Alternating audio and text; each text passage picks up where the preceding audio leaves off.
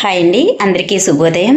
ఈ ధనుర్మాసంలో మనం తెలుసుకునే మంచి మాట, ఈ ఇల్లు నాది, పొలం నాది, స్థలం నాది అని మనం అంటూ ఉంటే భూమి ఫక్కున నవ్వుకుంటుందంటండి.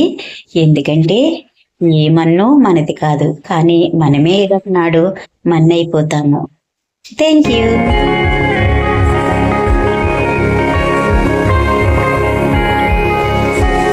ఎందరో మోసిన